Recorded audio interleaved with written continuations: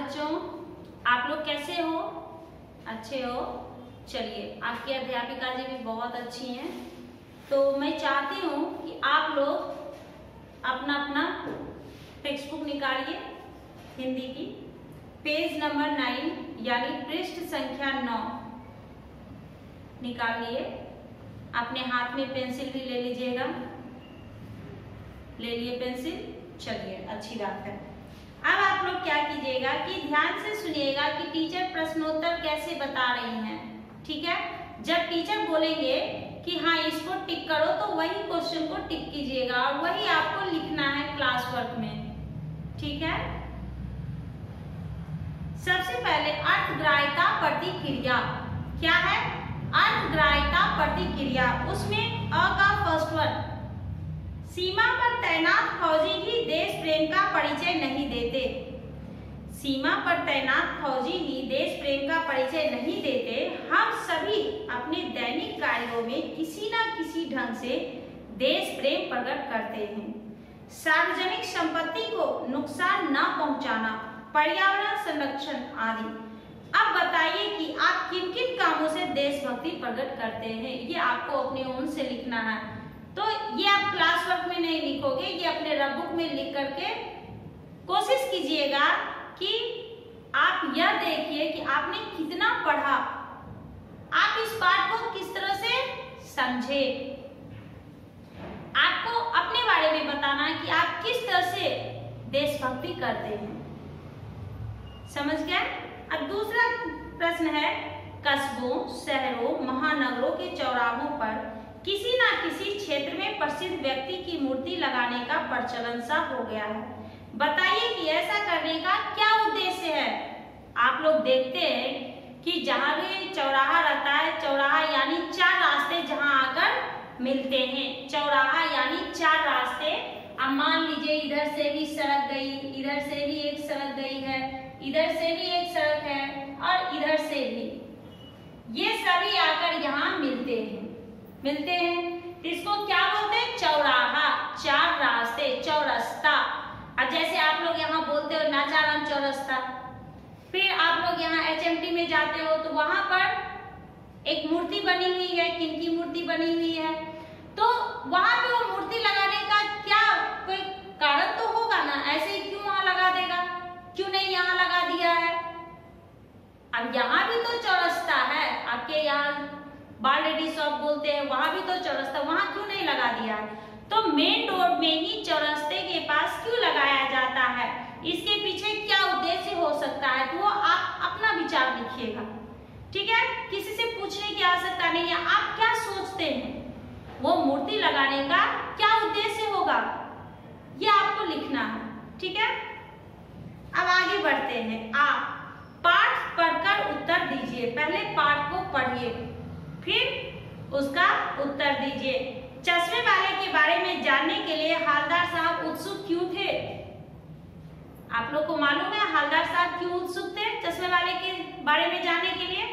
तो सबसे बड़ी बात क्या थी, जब भी वो उस कस्बे से गुजरते थे, तो मूर्ति, नेताजी की मूर्ति जब देखते थे उसपे क्या था कि चश्मा, मूर्ति तो वही है, चश्मा बदल जाता था। एक दिन उनके मुंह से यह निकला भी, अरे वाह, नेताजी कपड़े तो नहीं बदल सकते लेकिन चश्मा तो डेली बदलते। तो वो जानना चाहते थे कि आखिर चश्मे वाला है कौन? चश्मे वाला है कौन जो कि प्रतिदिन नेताजी की मूर्ति से चश्मा उतारता है फिर उन्हें पहना देता है।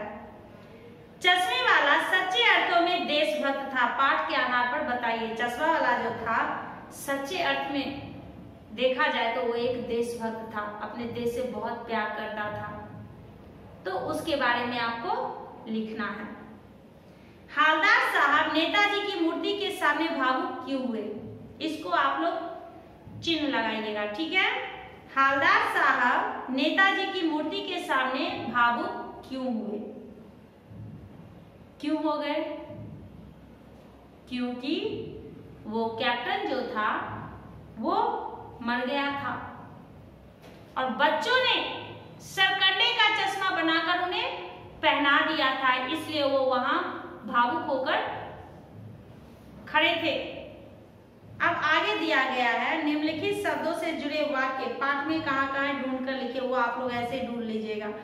फिर एक गद्यांश दिया गया, गद्यांश को पढ़ करके नीचे 5 प्रश्न दिए गए हैं, उस प्रश्न का जवाब आपको लिखना है। तो आप लोग ये प्रैक्टिस कीजिएगा ताकि जब एग्जाम में गद्यांश पद्यांश आए तो आप उसका सही जवाब लिख सके, ठीक ना। और इसमें देखिए सबसे अहम सवाल जो रहता है गद्यांश का उचित शीर्षक आप अभी से सीखिए, कोशिश कीजिए कि उसका शीर्षक बहुत ही अच्छा रहना चाहिए, कुछ भी नहीं लिख देना है। अब हम लोग बढ़ते हैं अभिव्यक्ति सृजनात्मकता।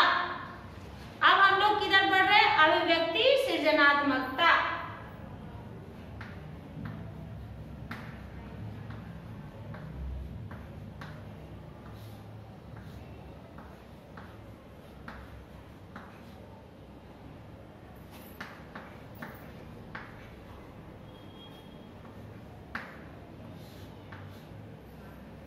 अभिव्यक्ति सृजनात्मकता। अब इसमें क्या दिया गया है सो देखिए, सबसे पहला सवाल है चश्मे वाले का संक्षिप्त परिचय अपने शब्दों में लिखिए। इसको आप लोग जरूर चिन्ह लगा के रखिए, ये आपके क्लास वर्क में मुझे दिखना। दूसरा सवाल है बार बार सोचते क्या होगा उस कौम का जो अपने देश की खातिर घर गृहस्थी जीवन जिंदगी सब कुछ होम देने वालों पर भी हंसती है और अपने लिए बिकने के मौके ढूंढती है। इन पंक्तियों के द्वारा लेखक क्या कहना चाहते हैं स्पष्ट कीजिए। इस पंक्ति से आपको क्या सीख मिली वो आप लिखिएगा। अब हम लोग आ जाते हैं आबिद पे।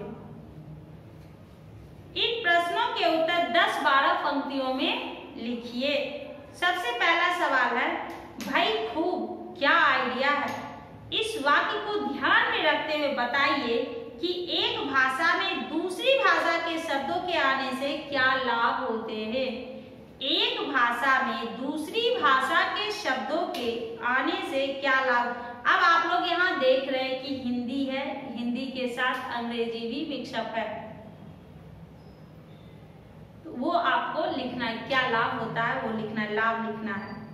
दूसरा है नेताजी का चश्मा में देशभक्ति का मार्मिक प्रतिबिंब है, इसे अपने शब्दों में स्पष्ट कीजिए। ये इस पार्ट का बहुत ही इंपॉर्टेंट क्वेश्चन है, इसे आप लोग टिक करके रख लीजिए।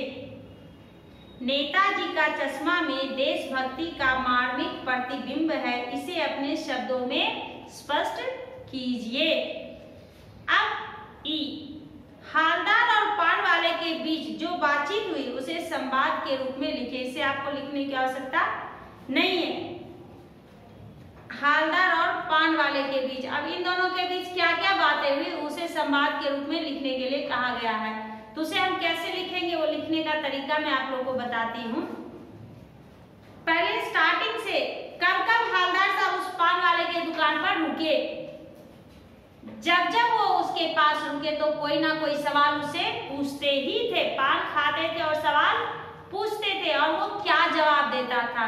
इनका सवाल और उनका जवाब ये दोनों लिखना है।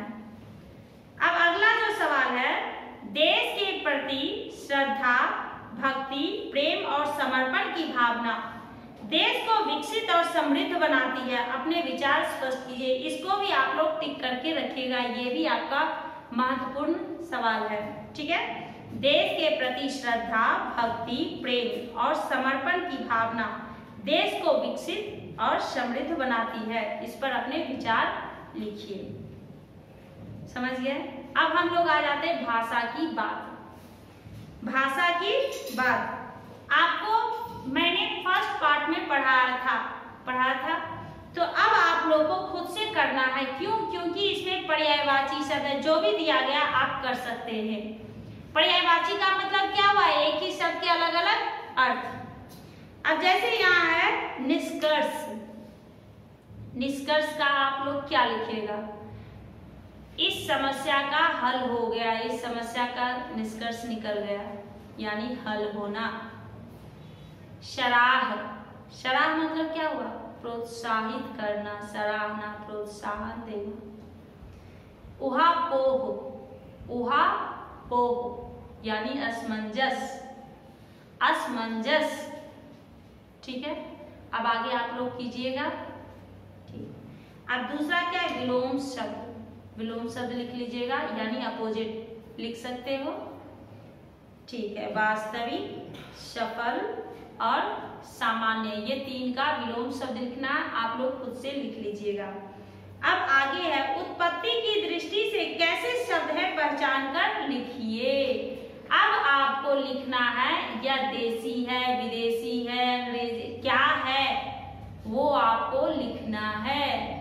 तत्सम, तद्भव, देसी, विदेशी, फारसी, उर्दू। क्या गिराक, गिराक क्या है, देसी है या फिर तत्सम है या फिर तद्भव है, क्या है, विदेशी है, नहीं, गिराक जो है आपका देसी है। देशज, देसी नहीं, देशज। ठीक है, आप उसे क्या लिखोगे, गिराक को, देशज।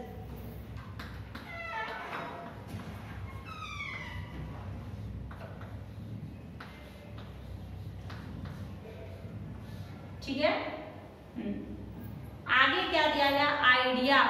आइडिया क्या है, विदेशी। आइडिया क्या है, आइडिया क्या है, विदेशी।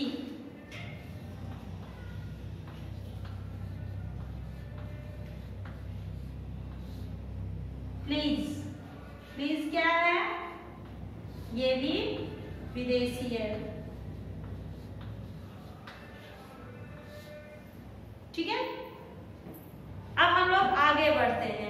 रिक्त स्थानों की पूर्ति उचित कारकों से कीजिए। कारक, कर्ता ने, कर्म को, करण से आप लोगों को पढ़ा चुकी हूं मैं, कई बार मैं पढ़ाई हूं, फिर आगे भी पढ़ा दूंगी। अभी देखिए, जैसे अब हालदार साहब डैश बात कुछ कुछ समझ आई।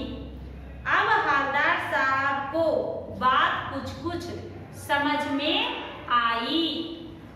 अब हालदार साहब को बात कुछ कुछ समझ में आई। हालदार साहब डैश हर 15वें दिन कंपनी, फिर डैश दिया हुआ है काम, फिर डैश है, फिर सिलसिले में, इसको आप लोग खुद से पीछे देख करके लिख लीजिएगा। आगे है, दोपहर डैश समय था यानी दोपहर का समय था। दुकान में भीड़ भाड़ अधिक नहीं थी। अब आगे दिया गया, सूचना पढ़कर उसके अनुसार लिखिए। सूचना पढ़िए, सूचना में क्या दिया गया, विग्रह कर समास पहचानिए। विग्रह करके समास पहचानना है। सबसे पहला है रंग रूप।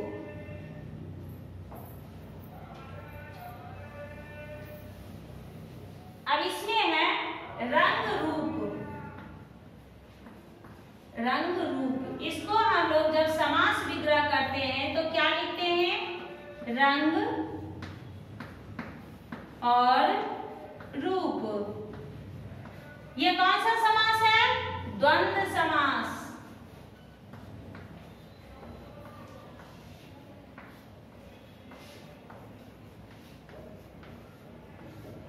ये कौन सा समास है, द्वंद्व समास। अब आगे क्या दिया गया है, देशभक्ति। देश भक्ति,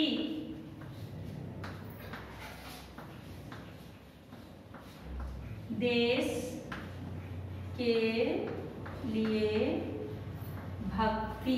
देशभक्ति यानी देश के लिए भक्ति, ये क्या हो गया, तत्पुरुष समास।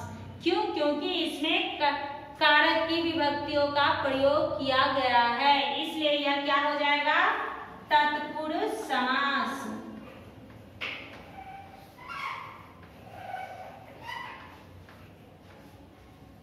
आगे क्या दिया गया, चौराहा।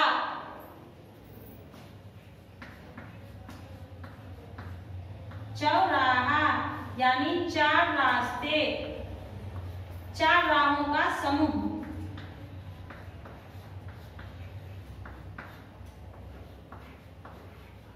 अब इसमें क्या हो जाएगा, ये संख्या है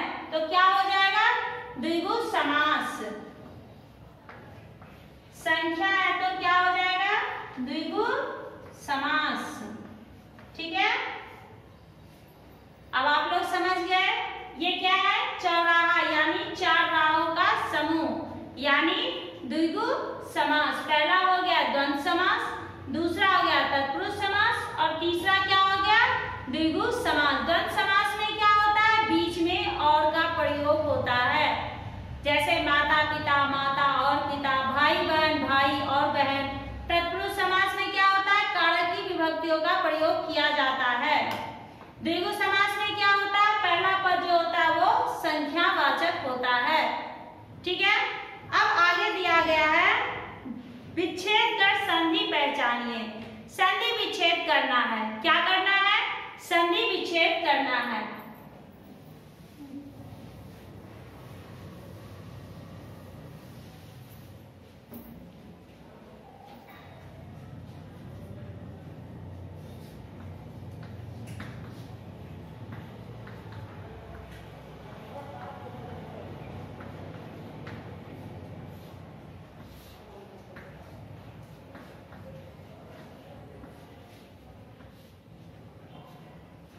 भावुक और क्या, सदैव। आप लोगों को अध्यापिका जी पहले 9th क्लास में भी पढ़ाई है संधि और अब 10th क्लास में भी पढ़ाएंगी। तो भावुक का क्या आप लोग कीजिएगा,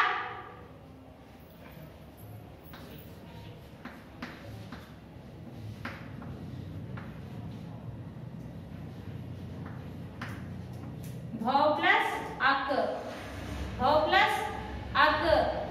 ठीक है, अब दूसरा क्या है, सदैव।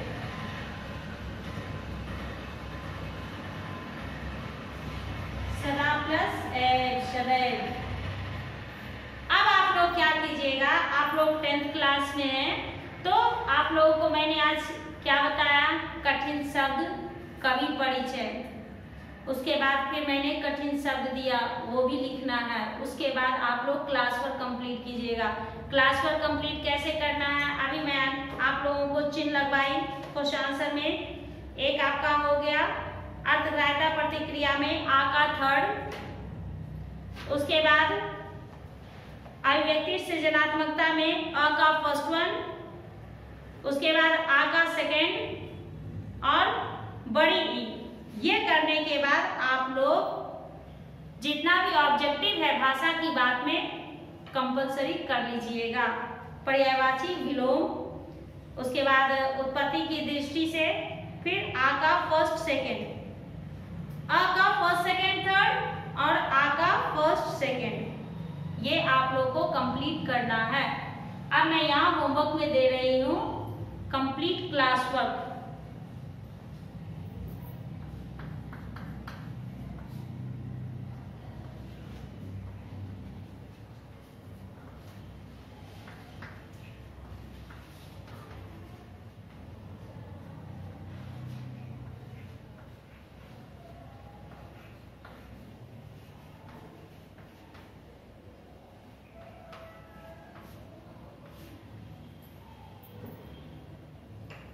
ठीक है, धन्यवाद बच्चों, हम लोग अगली कक्षा में मिलेंगे।